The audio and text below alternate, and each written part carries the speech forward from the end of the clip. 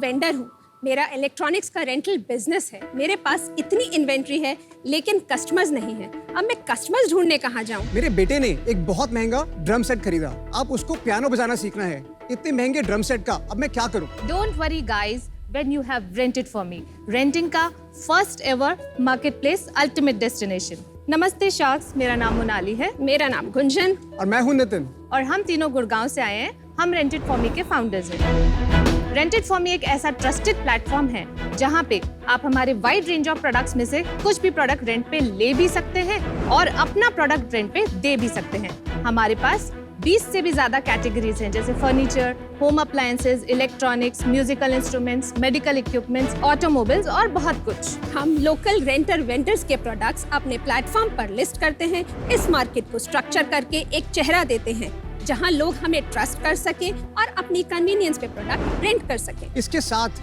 आप हमारी mobile application पे अपने पर्सनल प्रोडक्ट्स लिस्ट करके रेंट पे डाल सकते हैं, जो बन सकती है आपकी एक्स्ट्रा इनकम। हमने हमारी जॉब्स छोड़कर रेंटेड फॉर मी की शुरुआत 2023 में की थी और आज हमारे पास 400 से भी ज्यादा वेंडर्स और 6000 से भी ज्यादा प्रोडक्ट्स अवेलेबल हैं। हम चाहते हैं रेंटिंग इंडस्ट्री का अमेज़न बनना। हमारी आस्क है 1.5 crores for 5% equity. So sharks, why buy when you can rent? Welcome to Shark Tank, guys.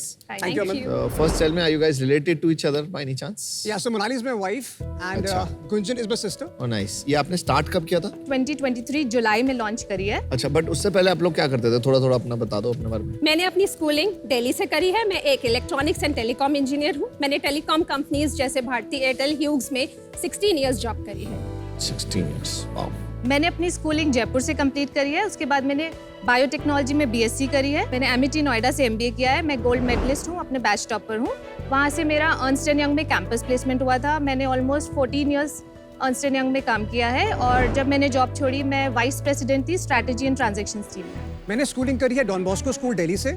उसके बाद मैंने इंजीनियरिंग करी है इलेक्ट्रॉनिक्स एंड कम्युनिकेशंस में। उसके बाद IIFT Indian institute of foreign trade Delhi से मैंने MBA किया है और IIM कोझिकोड से मैंने स्ट्रैटेजी में स्पेशलाइजेशन करी है।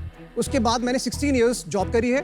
मैंने कंपनीज में काम करा जैसे भारती, नोकिया, एरिक्सन। मैं 8 साल सिस्को में मैंने सेल्स हेड करा है। भाई आप लोग तीन में इतनी क्वालिफिकेशंस हैं, मैं घबरा गया थोड़ा यार। I feel so underqualified. Thank you sharks, means a lot to us. क्या बात? हाँ। तो इसमें आपकी सबसे बड़ी कैटेगरी रियल एस्टेट है? No, no.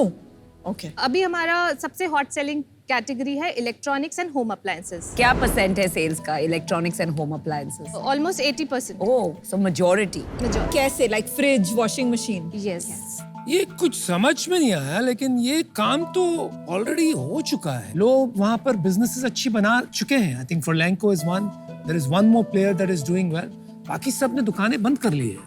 तो आपने क्या डिस्कवर किया ऐसा जो? Good question. What's new? What's different? हम इन बाकी प्लेयर्स से थोड़ा डिफरेंटली ये काम कर रहे हैं। हम लोकल वेंडर्स को ऑनबोर्ड करते हैं अपने प्लेटफॉर्म पे, हम उन्हें अपना पार्टनर बनाते हैं और उनके थ्रू हम अपना डिलीवरीज कराते हैं। जितनी बड़ी कंपनी इनकी अपनी इन्वेंट्री है, अभी इस टाइम पे लेवल प्लेइंग नहीं हो रहा है। जो छोटी रेंटल कंपनीज हैं उनको कोई डिजिटाइज नहीं कर रहा है। सब लोग बाय और सेलिंग मार्केट प्लेसेस में डील करते हैं। ऐसा कोई मार्केट प्लेस नहीं है जो इन छोटे रेंटल प्लेयर्स को लेवल प्लेइंग करवाए। तो हम उनका फेस बनना चाहते हैं। हम चाहते हैं कि वो भी जैसे Amazon है, फ्लिपकार्ट है, इतनी बड़ी बड़ी कंपनीज हैं, वो सब लोग बाय एंड सेल में करते हैं। इनको भी अपॉर्चुनिटी दी जाए कि ये लोग भी लेवल प्लेइंग करें। आपने कितने वेंडर्स को ऑनबोर्ड किया है? अभी तक 400 वेंडर्स ऑनबोर्ड करें। डेली बेसिस पे हम 4 to 5 वेंडर्स को अपने प्लेटफॉर्म पे ऑनबोर्ड करते हैं। कंज्यूमर टू कंज्यूमर हमारा उसमें और थोड़ा अनलॉक करना बाकी है, बट अभी तक हमारे पास 55 लिस्टिंग्स आ चुकी हैं, जिनमें से 10-15 लिस्टिंग्स रेंट पे जा चुकी हैं। वो प्रोडक्ट डेमो दिखा दोगे तो ज्यादा क्लियर हो जाएगा एग्जैक्टली।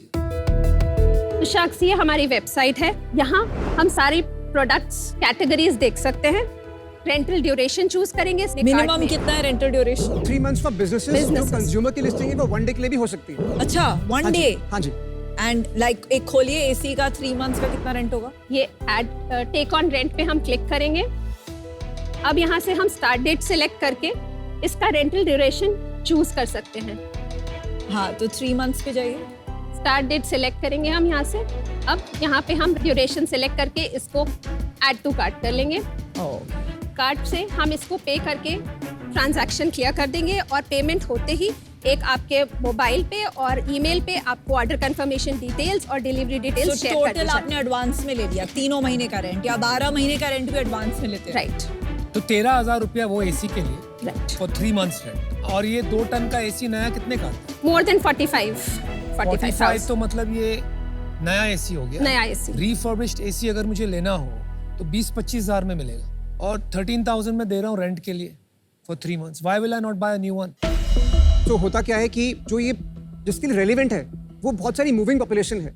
आज की डेट में बहुत सारे लोग ऐसे हैं जो बॉम्बे में जॉब करते हैं, कल उनका दिल्ली ट्रांसफर हो गया तो वो 3 महीने के लिए दिल्ली जाएंगे, तो वो शॉर्ट टर्म यूज है, तो वो लोग कितना सामान खरीदेंगे। सेकंड चीज जो मेंटेनेंस होती है वो मेंटेनेंस आपको नहीं देनी पड़ती, वो वेंडर मेंटेन करता है। ये फिर भी लोग करना नहीं चाहते, उनको लगता है कि मैं खरीद के निकाल दूं अगर सेकंड हैंड में तो वो चीपर पड़ेगा, क्योंकि ये 3 months के लिए बहुत ज्यादा पर मंथ कॉस्ट पड़ जाती है, वायबल नहीं रहता है।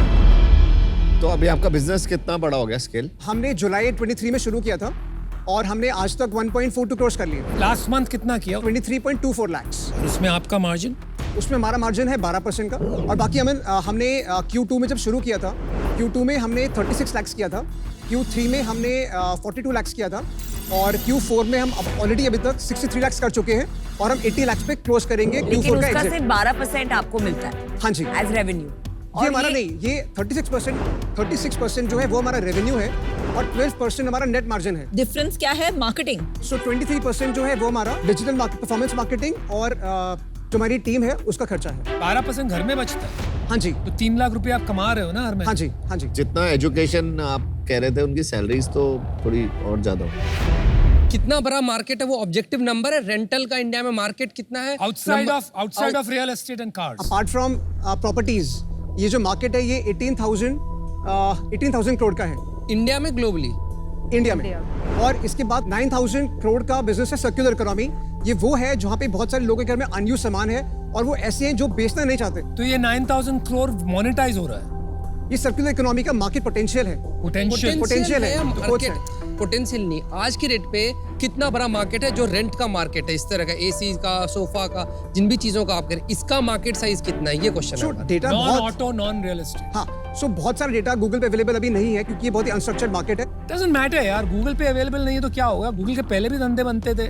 देखिए, There are अब many देखिए- ways to triangulate data यार। एस्टिमेशन करना आना चाहिए, ट्रायंगुलेशन करना आना चाहिए, प्रॉक्सी निकालना आना चाहिए, बहुत तरीके हैं उसके। या सिंपलेस्ट वो है कि आप आइडेंटिफाई करिए एक सिटी में कितने वेंडर्स हैं, 10 वेंडर से पूछिए वो कितना बिजनेस करते हैं, मल्टीप्लाई बाय सिटीज, वैसे करके अगर आप लॉजिकल बताएं तो सेंस बनती है। चलिए भाई, I don't think your numbers are right. मुझे सिर्फ एक सवाल है, ये क्या लिखा क्या है यहाँ पर? rented for me, R for me, that No, means what is your website? rentedforme.com। तो लोगों में ये R for me क्यों लिखा हुआ है? Shouldn't the name be rented for me? वो छोटे में लिखा है और आपने एक फैंसी लोगो बना दिया जो I can't read. Apple store पे, गूगल स्टोर पे जो हमारी मोबाइल एप्लीकेशन का नाम है वो रेंटेड फॉर मी है। नहीं तो आपका लोगो R for me क्यों है? ये रेंटेड फॉर मी है। Dude, very poor thinking in terms of logo. Anyway, देखिए सर, ये जो काम आप कर रहे हैं ना, लोग करके थक चुके हैं और इसके डायनामिक्स ऑलरेडी प्रूवन हो चुके हैं। इसके इकोनॉमिक्स नहीं बैठते हैं। दूसरी बात, आपकी जो अंडरस्टैंडिंग, जो प्रश्न सवाल से पता चल रहा है ऑफ बिजनेस, राइट, जो इस तरह से आप मार्केट साइज बता रहे हैं और जो मार्केट प्लेस के डायनामिक्स होते हैं जो ऑलरेडी अभी एस्टैब्लिश हो चुके, that is coming across is very poor.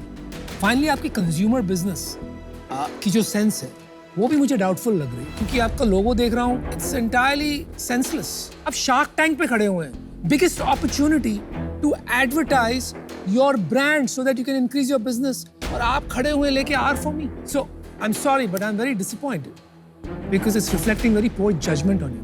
इन 3 वजह से मैं आउट हूँ। Good luck.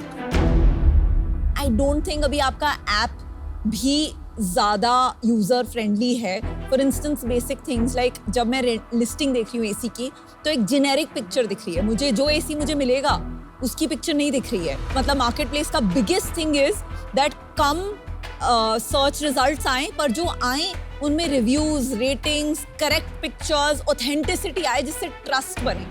ये वाले मार्केट प्लेस देख के मुझे तो फेक वेबसाइट वाली फीलिंग आई, मुझे ट्रस्ट बनेगा ही नहीं कि मैं वहां से ट्राई करूं। तो आई don't think this business is investable at the moment. I am out. बहुत बार हम शार्क्स एक दूसरे से लड़ झगड़ते हैं because we want a deal.